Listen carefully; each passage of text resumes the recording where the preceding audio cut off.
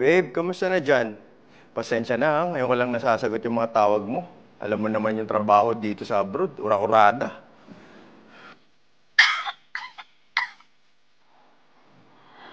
Okay lang, babe.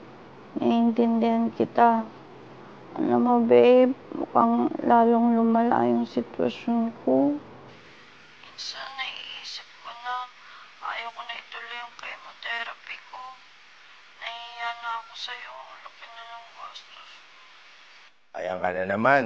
Paano ka gagaling yan? Di ba team positive tayo? Wag mo isipin yan ha. Ako bahala dyan sa gastos, magpapadala ako. Tsaka, yung allowance mo dadagdagan ko din. Pahintay lang ha. Hmm, oo, babe. Pero sapat lang pambili ng gamot ko. Ang mamahal kasi ng gamot ko eh. Yung renta at electric bills ko nga dito sa apartment ko, di ko pa nababayaran. Ang laki na nga ng utang ko kay Rachel. Nahihiya na ako sa kanya. Ikaw naman, bakit dinamay mo pa si Rachel? Sige, ako na bahala.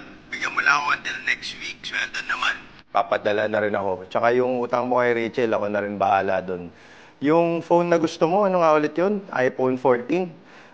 Sa day off ko, maghahanap ako. Totoo, babe. Salamat ha. Medyo sira na kasi itong cellphone ko eh. Gusto pa naman kita ka-video call palagi. Alam mo naman, namimiss kita. Babe, alam mo, gustong-gusto ko na talaga na magkita tayo. Wala mo lang, babe, kung gaano kita kamiss. Oo nga, no? Mag-emergency leave na lang kaya ako para ako na magbantay sa'yo. Gusto mo ba yun?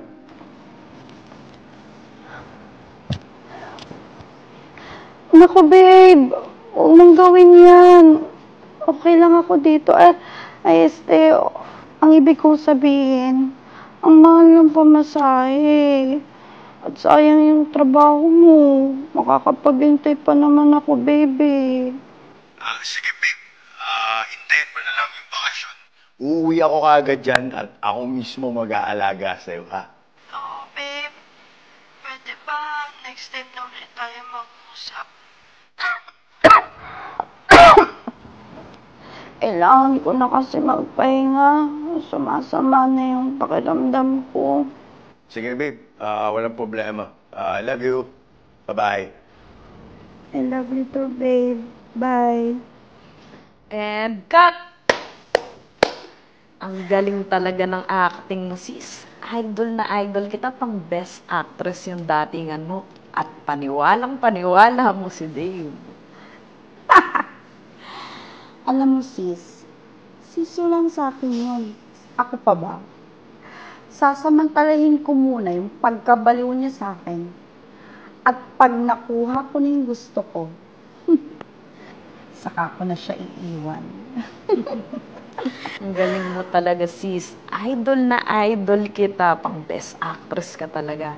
Turo mo nga sa akin kung saang dating app makakabingwit ng OFW na parokyano. Sure, sis. Sige. Download mo lang tong app na Sige, to. sige. Bet ko yan. Yan. Oo.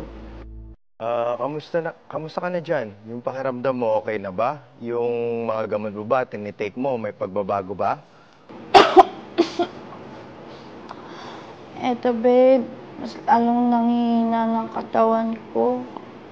At babe, kagagaling ko lang pala kahapon sa doktor. Si Doc na mismo nag-advise sa akin na kailangan ko na talaga mag-undergo for operation next week. Kasi di nakakayanin pag chemotherapy lang. Ganun ba, babe? Huwag ka mag-alala. Gawan ko na ang paraan. Magkano ba yung sinabi ni Doc? Huwag na lang siguro, babe. Malaking pera kasi ang kailangan. Aabot ng 250,000. Iniisip ko baka maubos yung ipon mo. I'm so sorry, babe, ah. Alam ko, lagi na lang akong pabigat talaga sa'yo. Ayan ka na naman. Team positive tayo ha. Team positive. Gagawa ko ng paraan yan. Mangutang ako dito. Basta may padala ako sa'yo dyan. Bigyan mo lang din ako ng time ha. Dadiskartehan natin yan. Tsaka, nga pala babe, May surprise ako sa'yo. Ano yung surprise, babe? Basta, promise mo yan, babe, ah. Magpapadala ka. Hintayin ko na lang yun, ah. Naku, huwag ka mag-alala dyan. Surprise nga eh. Balik lang ako sa trabaho saglit lang Love you. Surprise yun. Busy ka ba ngayon? Bakit di ka na nagpaparamdam? Bukas na yung operation ko, di ka pa rin nagpapadala ng pera. Relax ka lang. Babe, may nasikaso lang ako. Tsaka, may good news nga pala ako sa'yo. Natatandaan mo si Sunny, si best friend. Alam mo bang yung kapatid niya, doktor pala. Doktor sa Pilipinas. Andyan siya ngayon, tsaka willing siyang sponsoran yung operation mo. Willing siyang mag-sponsor sa operation mo.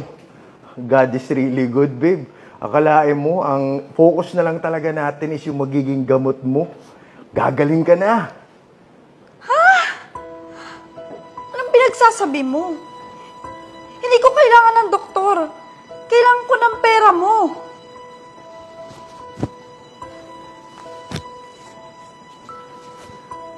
O ayan, nakita mo na? Lahat ng nakita mo sa akin, puro pagpapanggap lang. Walang totoo doon. Alam mo, sama-sama mo. Lahat ng pinakita mo pala sa akin, hindi totoo. Paano mo nagawa sa akin to? Kulang na lang ibigay ko sa yung buong sahod ko, tapos ganito yung gaganti mo sa akin. Bakit? Sino ba may sabi sa'yo na seryosohin mo ko? Alam mo, Dave, walang seryosohan dito. Trabaho lang to. At yung mga perang pinadala at pinundar mo sa akin, kalimutan mo na yun. Ano pa bang magagawa mo? Nasa malayo ka. At kung uuwi ka man dito, hindi mo na ako makikita. Magtatago na ako. Paano kung sabihin ko sa'yo nakauwi na ako? Pagbabayaran mo lahat ng katarantaduhan mo sa akin.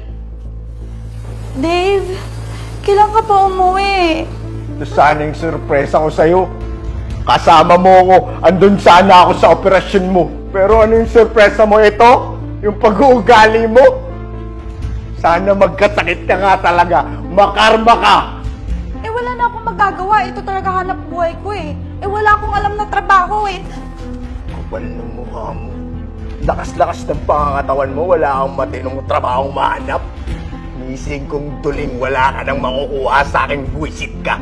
Magkakademandaan tayo.